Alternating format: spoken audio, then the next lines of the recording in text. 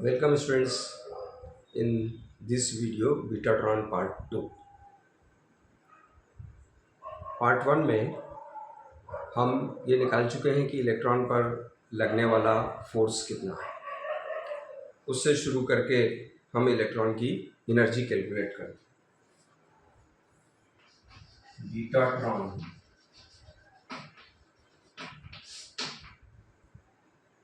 इसमें energy of electron ये calculate.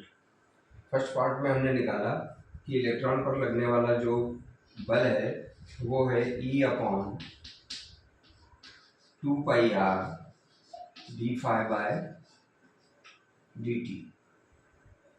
हम मान लेते हैं कि ये जो फ्लक्स है चेंजिंग ये इस प्रकार का है।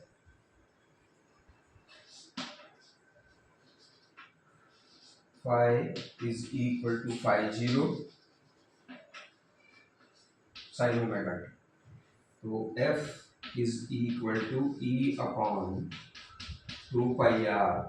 इसका डिफ्रेंशिएशन करेंगे phi 0 sin ओमेगा टी का cos omega T multiplied by omega.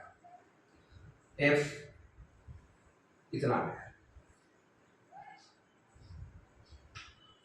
अब हम देखते हैं कि ये जो ओमेगा इसकी फ्रीक्वेंसी है तो ये फ्लक्स इस प्रकार से चेंज हो रहा है।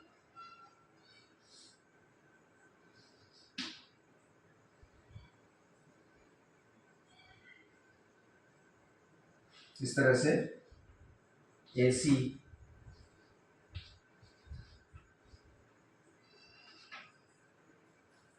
ये चेंज हो रहा है।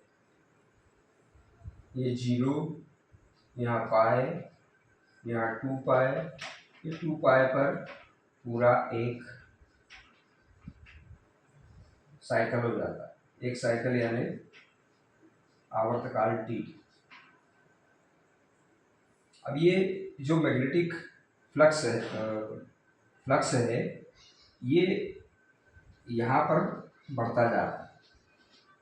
यानी ये कितने उसमें बढ़ रहा है, इस टाइम पीरियड के आधे में T/4 टाइम में। तो सिर्फ इसमें जिसमें ये पॉजिटिव होता है इलेक्ट्रॉन एक्सेलरेट होता है। तो इलेक्ट्रॉन के एक्सेलरेशन का टाइम जो है वो है T/4 time of electron acceleration. Electron के त्वरित होने का समय इतना। Omega is equal to 2π divided by T। तो T बराबर 2π बाय ओमेगा। तो T/4 बराबर 2π बाय 4 ओमेगा। तो 2 से इसको काट दिया तो π/2 ओमेगा। तो यानी π/2 ओमेगा समय के लिए इलेक्ट्रॉन एक्सेलरेट होता है। तो हम इस फोर्स का एवरेज निकालते हैं इस समय के लिए। तो हम F एवरेज कैलकुलेट करते हैं। F average is equal to integration E/ओमेगा phi 0 upon 2πr cos omega t dt for the time 0 से लेके π/2 ओमेगा तक इसको इंटीग्रेट करें और π/2 ओमेगा से इसको डिवाइड कर दें तब एवरेज बनेगा ये। तो एवरेज फोर्स की जो वैल्यू है वो वैल्यू इसकी आती है E/ओमेगा phi 0 divided by 2πr cos omega t का integration sin omega t divided by omega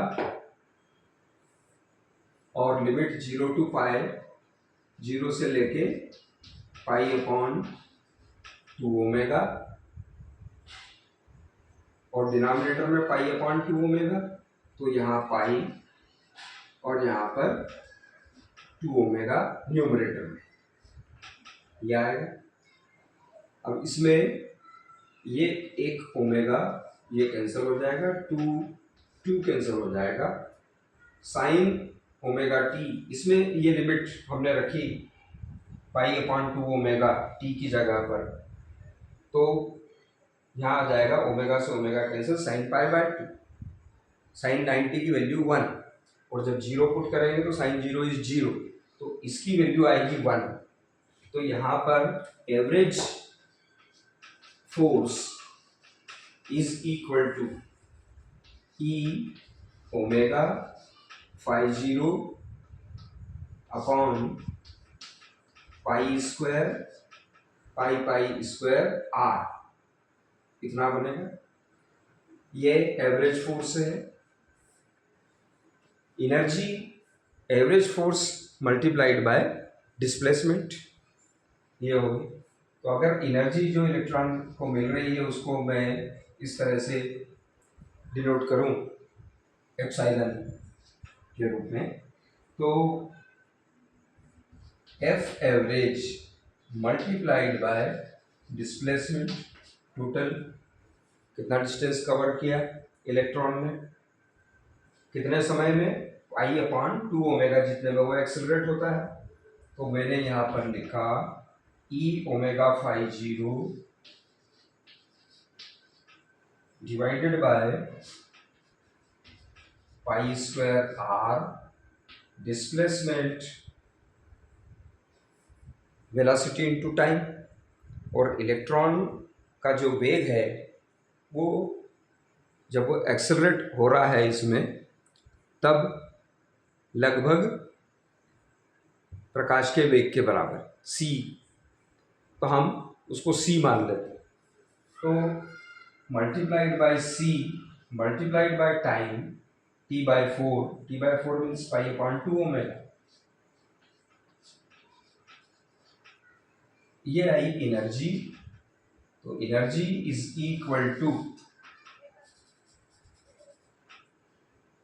पाई, एक कट गया यहाँ से, ओमेगा एक कट गया यहाँ से, तो बचा E C upon pi R, 2 pi R, E C by 2 pi R phi 0, ये हुआ एनर्जी। अब हम ये ध्यान करें कि जो फाइनल रिजल्ट पिछले उसमें हमने प्राप्त किया था वो क्या था, D phi by D T, जिसको हमने बीटाट्रॉन कंडीशन कहा था, D phi by D T is equal to 2 pi R square D B by D T, ये बीटाट्रॉन कंडीशन हमने निकाली थी। तो इसमें हम लिख सकते हैं, अगर इसको इंटीग्रेट कर दें दोनों साइड्स को, तो आता है phi is equal to 2 pi R square B,